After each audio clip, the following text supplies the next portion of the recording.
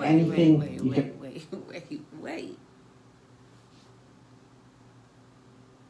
And we have homeless veterans.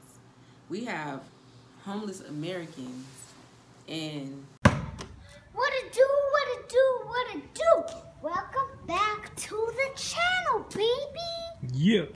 What it do, Half and J family. Welcome back to the channel, baby. It's your boy Half. And your girl J. And we back with another reaction video.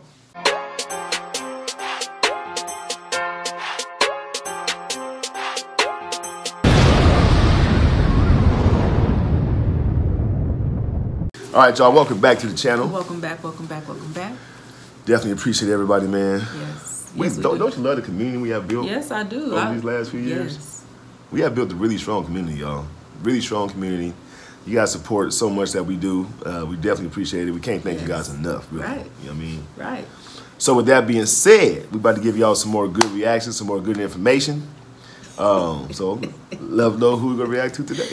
Shout out to the channel. Is it Sav Yes? Sav Yes, I think, yeah. No, Sav Says. Sav Says, yeah. Sav Says.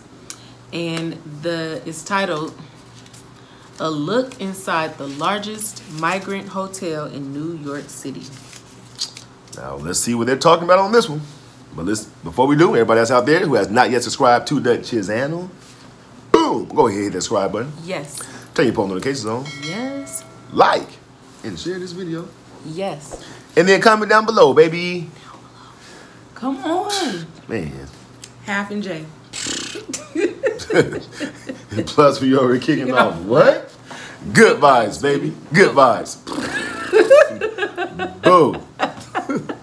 Boom. That's a delayed one right there. Yeah. New York City, the thriving and fast-paced metropolis, is currently in a state of emergency as over 60,000 illegal immigrants have made their way into the area. Mayor Eric Adams has recently declared that 50% of the hotels in the city are now filled with migrants, and for the first time, we're getting an exclusive look at what the inside of one of these hotels looks like. 50%? We sat down with whistleblower Carlos Arellano, who worked inside the Row NYC for the past 7 months. This hotel, located 1 block from Times Square, previously rented rooms for $500 a night. Carlos shares it is now the largest migrant hotel in New York City. So in the hotel, we have close to 5,000 migrants. It hovers between 4,800 to 5,000. It's the biggest hotel out there that's housing migrants. They housed 5,000 people together in 28 floors. You have the NYC badge, so you are a city employee, correct? Yes, I was a site administrator at the Row Hotel. Anything involving this hotel, I was helping run it. One of the first stops migrants make when they are bussed in is the Port Authority bus station. It's at this station that they are first dropped off, assigned a hotel, and sent to locations such as the Row NYC. So when a migrant comes to the hotel, what does the process look like? They're taken to our intake center, which is they just register their names, how many kids, and they give them rooms. With our medical team is where they determine if they need certain vaccinations, which are usually turned down by the migrants. They don't want them. But a lot of the times they will have some kind of sickness to them, and that's when they're Ubered out to hospitals that work with the migrant hotels. Everything ranging from doctor's visits to medication is paid for the migrants. I believe we have a document where car seats can also be provided for the migrants as well, correct? Yes, car seats, cribs for newborns. There's, I want to say, at least 2 to 3 babies a week being born at this hotel. On top of free medical care and transportation, Carlos also shares that the migrants receive laundry services, housekeeping, and 3 meals a day alongside their hotel rooms. Wait. And we have homeless veterans. We have homeless Americans.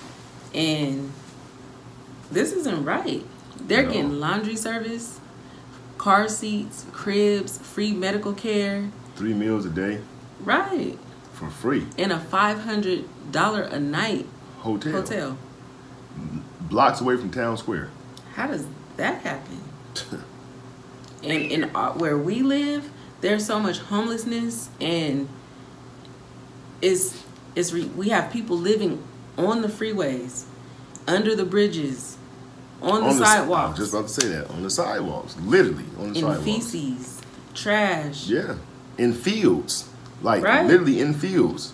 With tents. Yeah, with tents. Rows of them, though. You know?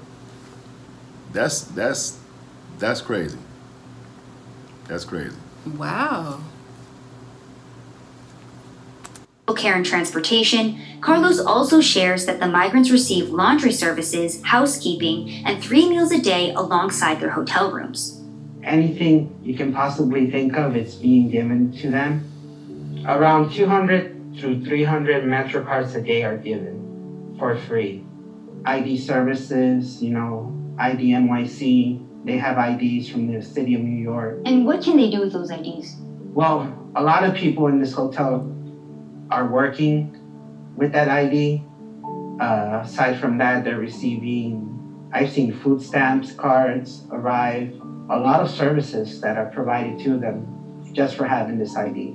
And then my other question for you too is, how much does it cost per day to feed these migrants? So in our hotel, it's $383 for 5,000 people, and that's just for 1 day worth of meals. In January of this year, it was reported that Mayor Eric Adams signed a $275 million contract that would fund the migrants staying in hotels across the city for the next 6 months, a budget of around $55,000 per migrant. However, the city is running out of hotel rooms, with Adams stating that some hotels don't want to shelter migrants.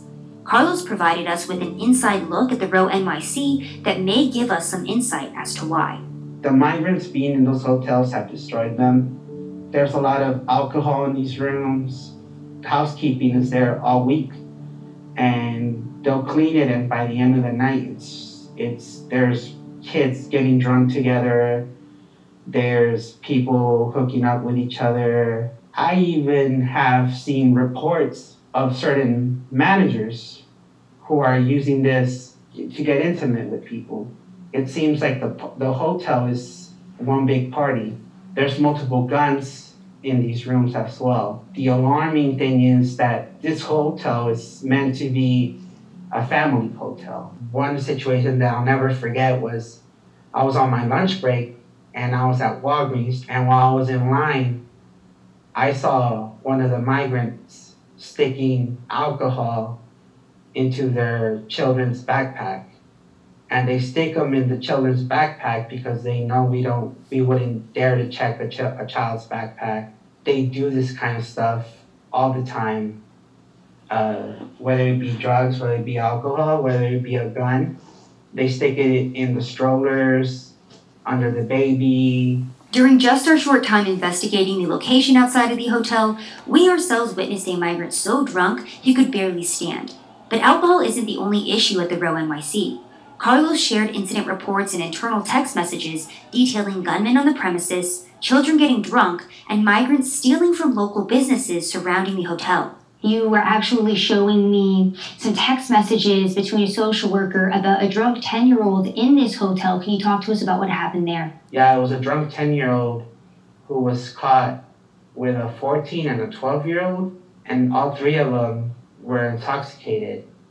And when we looked them up in the system, the parents had checked out 2 days ago. So the parents just left them there? Yeah, the parents will leave the kids unattended in the hotel, and they think it's okay to leave for a day or two, sometimes even a week. And you actually did provide us with a couple of incident reports. Let's go ahead and go over some of them, specifically the incident report where you have gunmen walking around the hotel. Talk to me about that situation. We heard a security guard start yelling, there's a gun on site, there's a gun on site. It was probably an upset person that we had kicked out of the hotel, and it sent the whole hotel into a panic. And this is an everyday thing. I myself have been assaulted. I've seen other people get assaulted. I've had threats saying, we'll be waiting for you guys outside.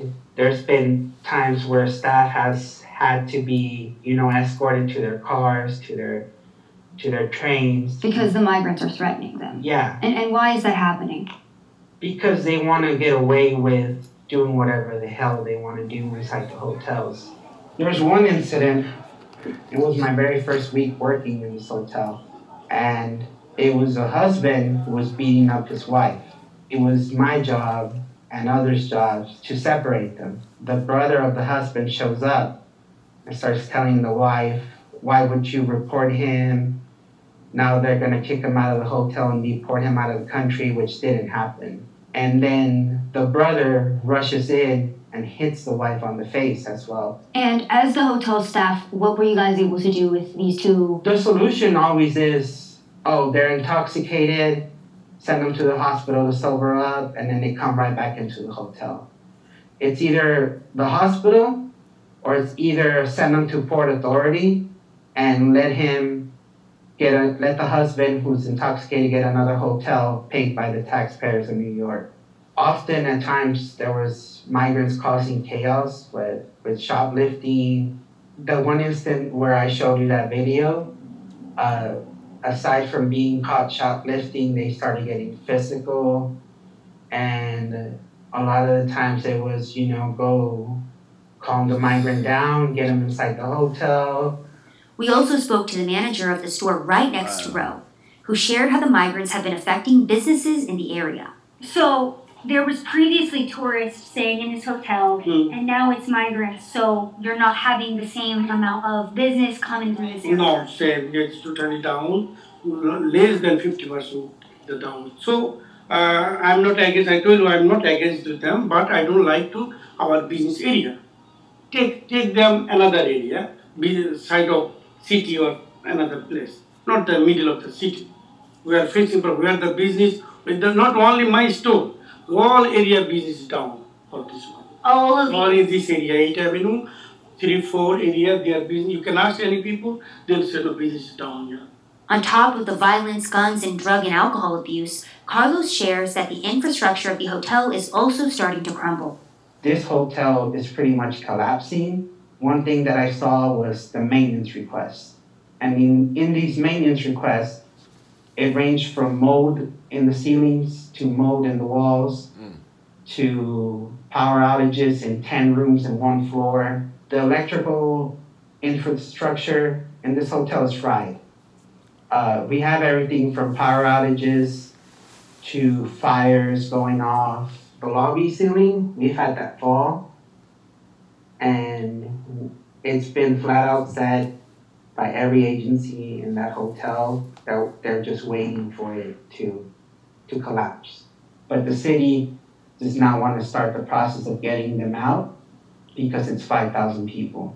So it's either going to start a riot, or during the riot, it's going to collapse the hotel because they don't want to leave the hotel. They love the location. Who wouldn't love, living free next to Times Square?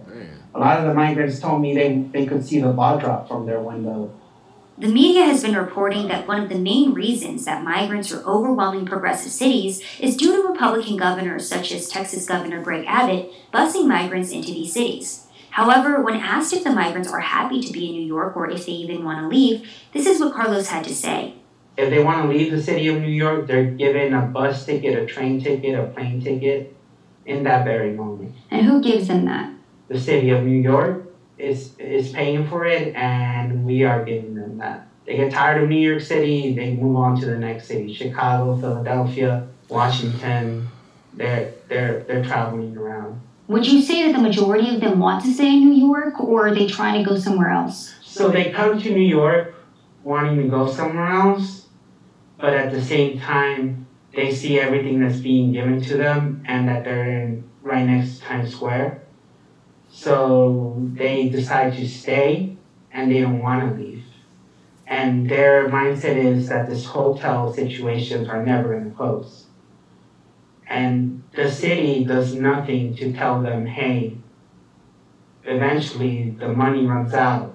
When the money runs out, these hotels will close. Carlos has worked in U.S. Immigration Services for the past 5 years, and he's the same whistleblower who came forward last year when he was working for MVM Inc. and realized that migrant children were being handed off to unvetted adults throughout the U.S.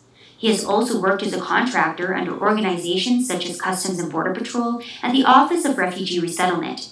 However, despite being in the industry for so long, he shares that this is one of the worst situations he's ever seen. I've never seen a situation as bad as this one, which is why I'm coming out. I'm not doing this anonymously anymore. I'm attaching my name, my face to this, because it's that bad. I've been doing this for 5 years, and in my 5 years, this has been the worst experience by far. The city of New York does not know what they're doing, and it's only going to get worse from here. Talk to the viewers as well about what coming forward with this type of story means for you.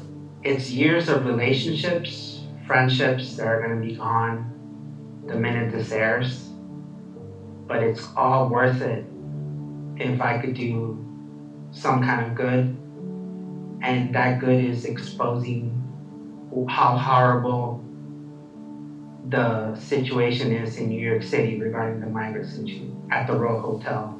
The city of New York should be ashamed of themselves for what they did, and this was a terrible decision to make, was this hotel. For the most part, there's no pressure, no rush, no urgency of fixing the situation. It's just keep paying for their hotel rooms, keep paying for their food, and hoping the situation fixes itself, but it's not going to fix itself. When the day comes that they tell them either you have to move to a new location, this site is going to close, the migrants are not going to understand. So there's no way to go about it. Everybody who's staying in that hotel is in this chat group. So the minute you try to move not just one floor, the minute you try to move one room, they're going to put it in the chat, and the word's going to spread through the whole hotel. And they're not going to go quietly. They're not going to go calmly, peacefully. The city of New York does not know how to handle any of this. I think they're just kind of hoping it goes away. Mm-hmm. They think it's going to somehow get better, and it's not getting better. I heard Texas is becoming the same way. Mm-hmm. And, you know, it's going to cause a lot of unnecessary crime. Well, all crime is unnecessary, but it's going to cause more unnecessary crime in that area. You know what I'm saying? And you don't know what type of people are housed in those hotels. You know what I'm saying? You may have some that might be child molesters or something like that, or rapists, or, you know what I'm saying? You never know. You know, and for the taxpayers to be having to pay for them is crazy. Mm-hmm. I know the New Yorkers out there got to be mad. You know what I'm saying? Like, and then what I'm tripping on is how you don't even see this on the news. Right. Like, I haven't even heard nothing about this. In New York? Yeah, in New York. Mm-hmm. I heard about it in Texas, yeah. But not in New York. Mm-hmm. Especially this hotel in particular houses the most migrants. And remember we reacted to this before? Mm-hmm. But it didn't go into depth how this video did. So it's just it's crazy to hear all of this. Yeah. This is crazy, man. If y'all from New York and y'all watching this, comment down below. Let us know what y'all think about this. I know y'all got to be ticked off, especially when it's the taxpayers' money who's paying for this. 3 meals a day, blankets, food. I mean, what is it? Bus, fly. Yeah. Bus travel, fares, all that. However, for whenever free. They want. Yeah. Get handed a plane ticket on the spot. On the spot, wherever they want to go. That's... And here we are, got to pay for ours. Right. That's crazy. Insane, man. Yeah. Anyway, man, y'all comment down below. Let us know what y'all think about this one, man. We'll jump through some shout-outs. Okay, first shout-out goes to Robert Thompson. What's up, Robert Thompson? Robert Thompson, what's going on with you, man? Shout out to you. If you from New York, man, comment down below. I know you ticked off about this. I'm ticked off myself about it. I don't live out there. You know what I'm saying? But I'm ticked off about it just to hear something like that is even going on. You know what I mean? Second shout out goes to Steve Scott. What's up, Steve Scott? Steve Scott, same go for you, man. Shout out to you. You're a New Yorker. Comment down below. Let us know what you think about this one, man. Everybody, even if you're not from New York, man, comment down below. Let us know what y'all think about this one. I'm sure y'all probably thinking the same thing we thinking, if not even more. You know what I mean? It's not fair. It's not fair at all. at all. Especially when you got hard-working men and women. And like Jay was talking about last time, you got these veterans that's out here that's homeless, sleeping on the floor, on the ground, on concrete. And not getting anywhere near treated how the migrants are being treated. Nowhere near. If anything, they getting treated worse. Right. You know what I'm saying? They, knocking they tents down and not being able to get medication. Right. They're getting free medical. Everything. Just everything handed to them. Everything. Shower. These are people who fought for the country. For the country, right. It's not fair. At all. So we love you guys, man. Yes, we do. God bless you. Yes. Make sure y'all keep God first in everything y'all do. Most importantly, put him in the forefront. You know what I'm saying? And we'll catch you guys in the next reaction video. Yes. Peace.